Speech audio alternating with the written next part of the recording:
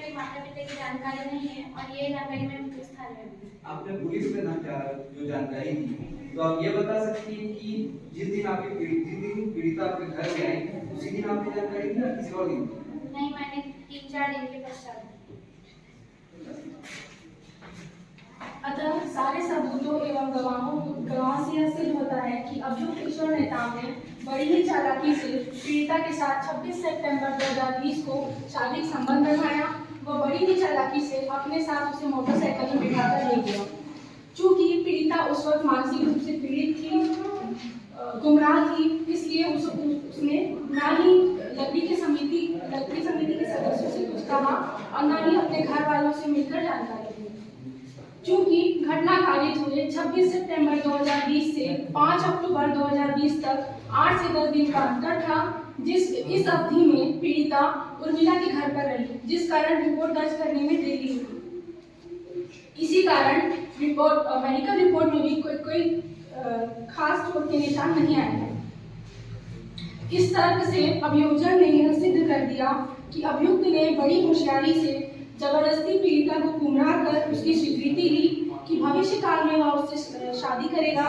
ऐसा कहकर अभियुक्त ने पीड़िता के साथ जबरदस्ती शारीरिक संबंध बनाया और 1 सप्ताह के पश्चात पीड़िता को उर्मिला के घर छोड़कर भाग गया।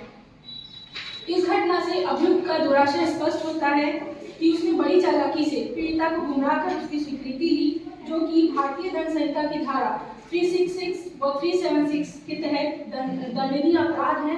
मैं माननीय न्यायालय से दरख्वास्त करूंगी कि अभियुक्त को 10 साल की कारावास की सजा सुनाई जाए। अभियुक्त की ओर से माननीय न्यायालय के समक्ष मेरा तर्क यह है कि घटना कारित होने के पूर्व 3 महीने पहले अभियुक्त और पीड़िता की दोस्ती थी। वे फोन पर बातें करते थे तथा पीड़िता उसे अपने पास मिलने बुलाती थी। ऐसे ही करते करते इनके बीच में प्यार उत्पन्न हुआ। घटना दिनांक 26 सितंबर 2020 को अभियुक्त और पीड़िता का पूर्व में ही मिलने का प्लान था।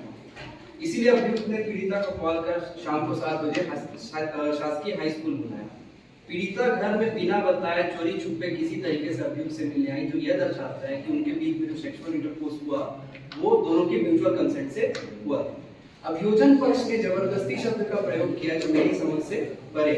यदि अभियुक्त ने जबरदस्ती पीड़िता के साथ कुछ किया होता तो पीड़िता की ओर से किसी न किसी तरीके से सेल्फ डिफेंस, उसको प्रतिरोध देखने को मिलता, जो कि पीड़िता ने नहीं किया। पीड़िता चाहती तो उस पर हाथ पैर चला सकती थी, उसे दांत से काट सकती